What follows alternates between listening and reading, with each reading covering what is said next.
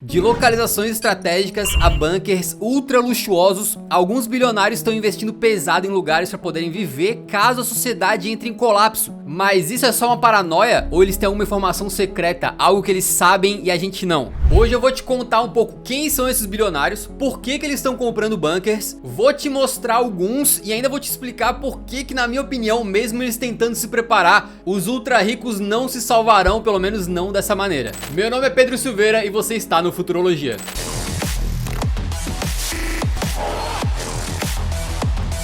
Gestores de fundos de investimento, donos de empresas de tecnologia, grandes celebridades, entre outros, né? Essa galera que tem muito dinheiro, que a gente pode considerar aí como os ultra ricos, o 1%, estão entrando nessa tendência que é basicamente pensar o seguinte: pô, se eu tenho grana praticamente ilimitada, por que não comprar algo que possa me dar uma segurança caso a gente tenha um cenário apocalíptico, né? E dá pra entender, porque assim, se o dinheiro não vai fazer falta, por que não comprar algo que te dá um pouco mais de segurança e tranquilidade, né? Se o mundo for pro caramba, os caras têm um lugar ali onde se proteger, supostamente. E se quem tem o dinheiro tá querendo comprar, obviamente algumas empresas vão fazer o negócio pra vender.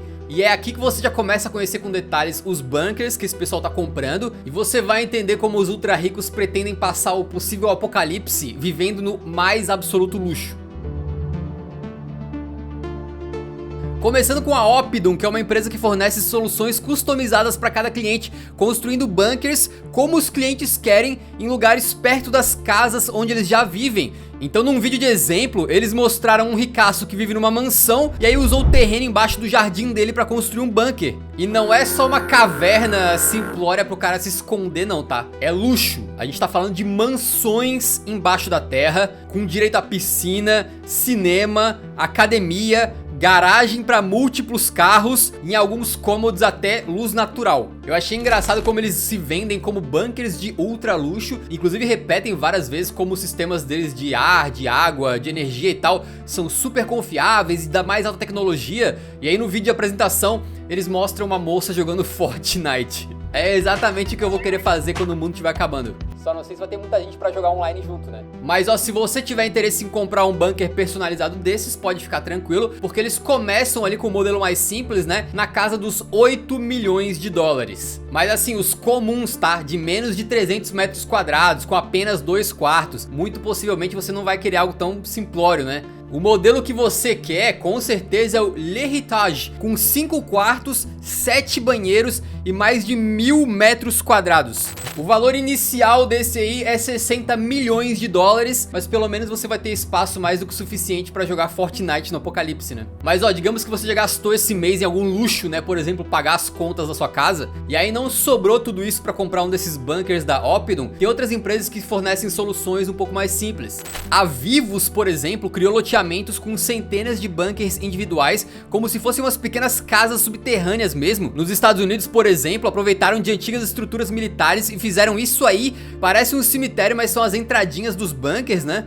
Eles deixam claro que construíram tudo num lugar muito isolado e supostamente ali à prova de alagamentos, terremotos e coisas do tipo. E também deixam claro que se você comprar um bunker ali, vai ter gente na segurança desse local, observando o perímetro, provavelmente no cenário apocalíptico atirando em quem chegar perto. E o valor é bem mais módico, né? São apenas 55 mil dólares e mais uma taxa de cerca de $1000 por ano para manutenção. E tem muitas e muitas outras empresas fazendo esse tipo de coisa, tanto bunkers de luxo como esses mais simples. O presidente da Harden Structures, por exemplo, disse que um cliente dele lá no Oriente Médio encomendou um bunker no valor de cerca de 90 milhões de dólares. O mercado de bunkers está em pleno crescimento.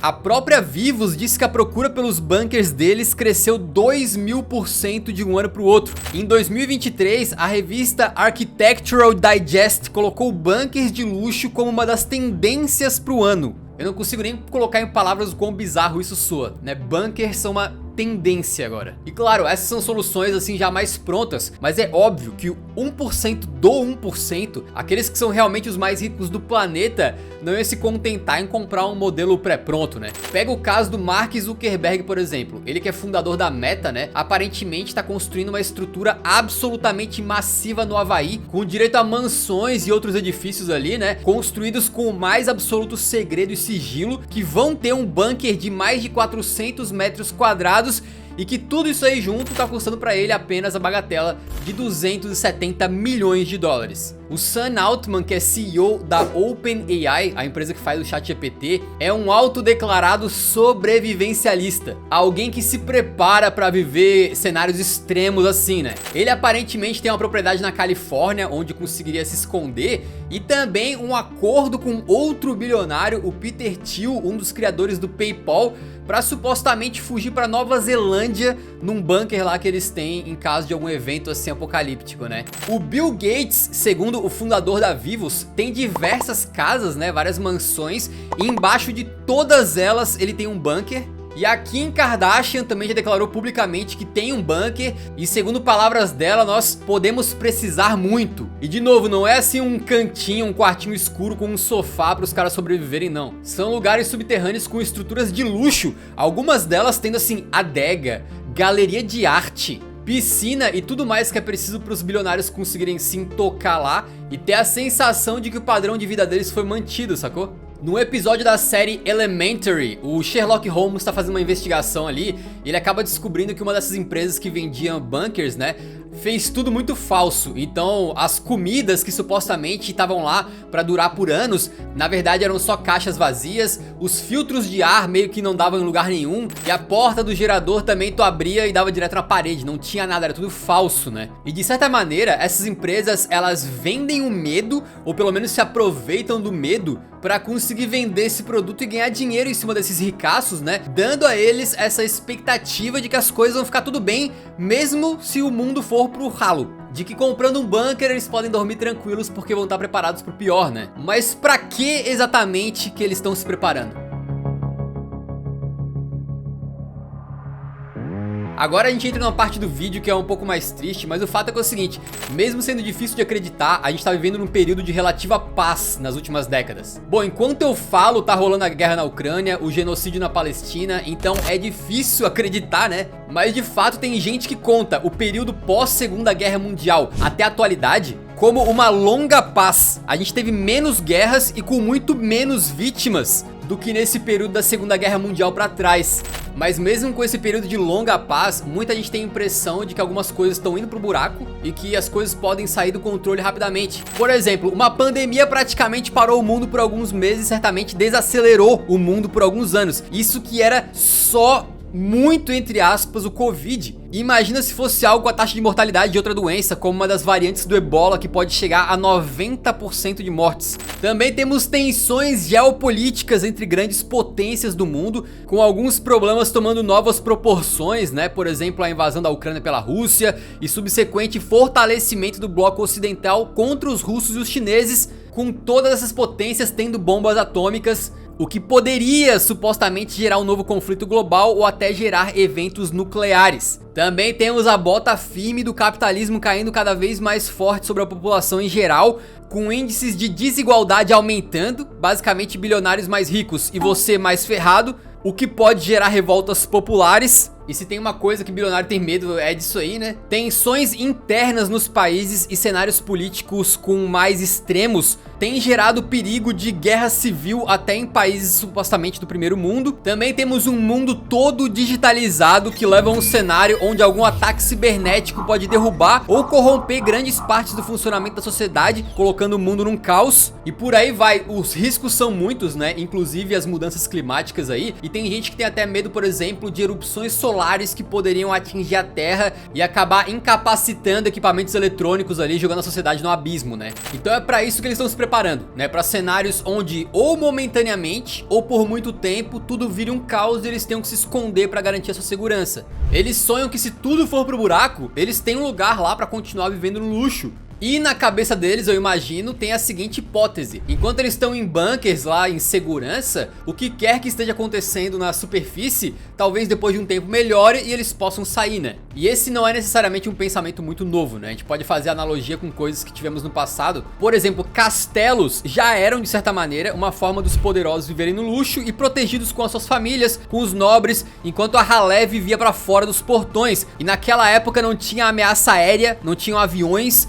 e nem perigo de guerra nuclear, Então na prática os castelos poderiam servir como espécies de bunkers também, porque precisavam se defender apenas na horizontal, só do que vinha por terra, né? E portanto tinham ali paredes fortes, múltiplos portões, coisas que já eram o suficiente para dar esse sentimento de segurança para um rei, por exemplo, mesmo se estivesse tendo ali alguma revolta popular, por exemplo. E ali no período da Segunda Guerra Mundial foi bem semelhante, né? Passou a se adotar esse conceito de shelters e bunkers, né, como eles chamam na gringa, com vários sendo construídos antes e durante o conflito. Tinha-se muito medo de bomba nuclear, então vários abrigos nucleares foram criados com esse propósito, o que confirma que não é nada novo, né? Todo mundo quer se proteger até a gente chegar nessa situação atual onde os bunkers viraram tendência entre os ultra ricos, né? Mas se esconder num bunker no momento de apocalipse, vai funcionar? Essa é a pergunta que eles gostariam de ter alguma segurança na resposta, né? Mas muito provavelmente não. Enquanto a sociedade está funcionando, os bilionários têm poder, têm influência, têm dinheiro, têm propriedades e por aí vai. Só que depois de um possível colapso da civilização, o bilionário não vale mais nada. O dinheiro dele não vale mais. Muito menos ações que ele tenha de empresas, né? Então, escondido num bunker lá embaixo da terra, como é que eles vão manter autoridade e controle sobre as outras pessoas se tudo aquilo que dava pra eles autoridade e controle na superfície já não existe mais? Digamos que o bilionário se trancou no bunker lá com alguns serviçais, funcionários ali. O que vai impedir esse pessoal de se organizar contra o bilionário e tomar o lugar pra eles? O valor de um bilionário cai pra zero no instante que a porta do bunker for fechada. A única coisa que eles têm de valor lá embaixo é o monopólio da força, ou seja, se só eles tiverem acesso a armas ou se eles conseguirem controlar e fazer com que funcionários de segurança obedeçam eles, né? Mas mesmo assim, funcionários de segurança vão estar treinados, armados pro combate e podem suplantar o poder de um bilionário num bunker em 2 segundos.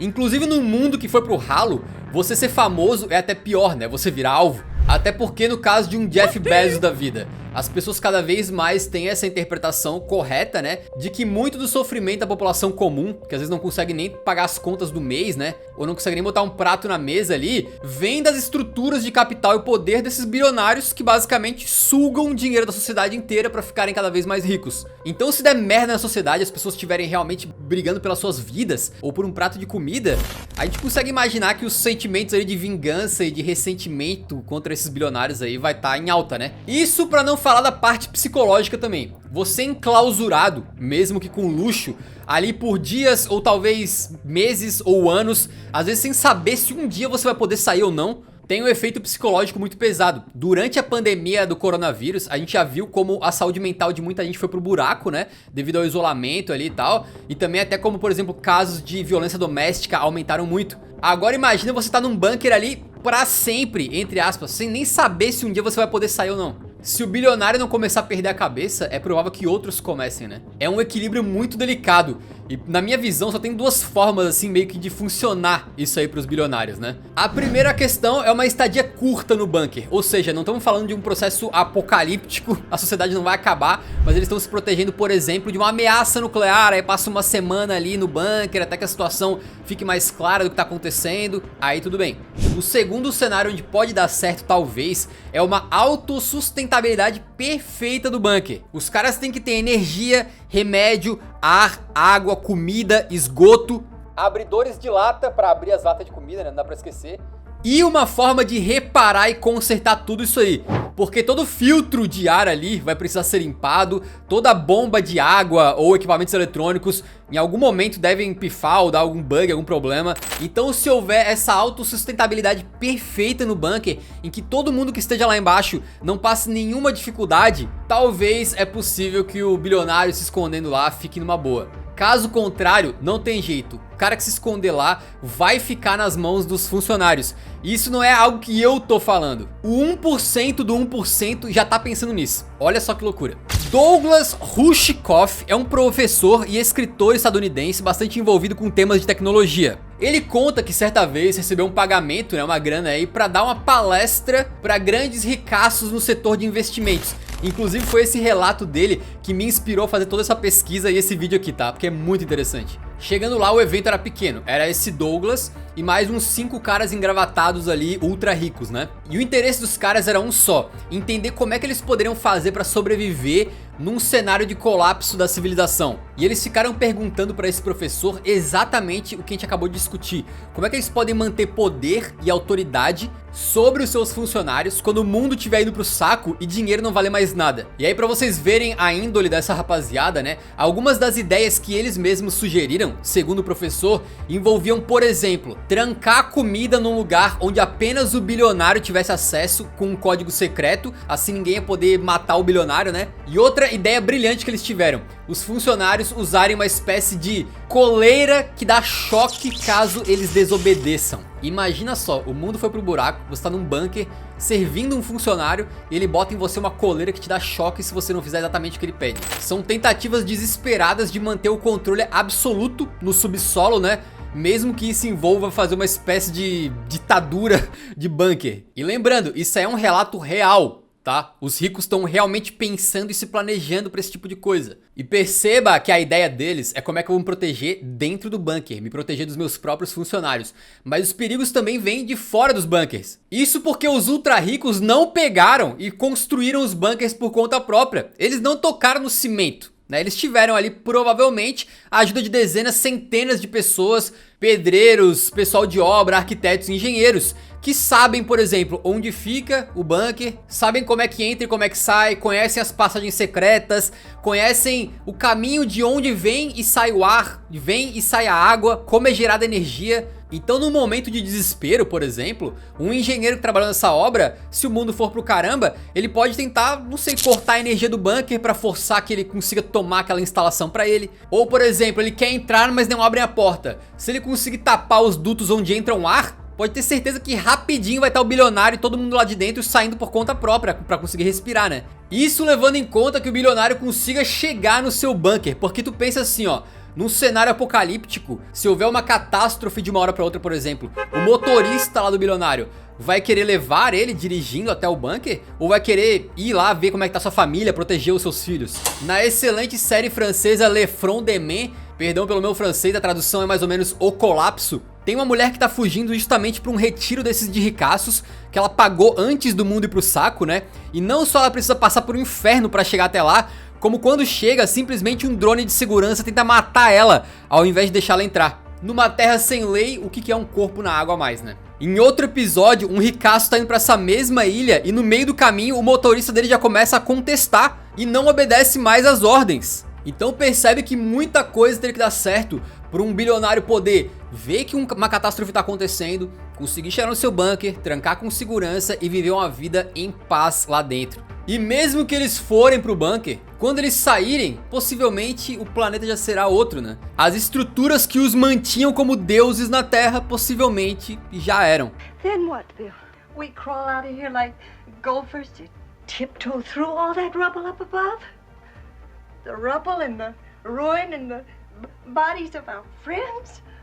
Existem outros casos que poderiam funcionar, né, e de fato dar segurança para os bilionários aí, mas mesmo se funcionem, isso faz a gente pensar, né, é justo que eles possam se proteger e eu e você, por exemplo, não?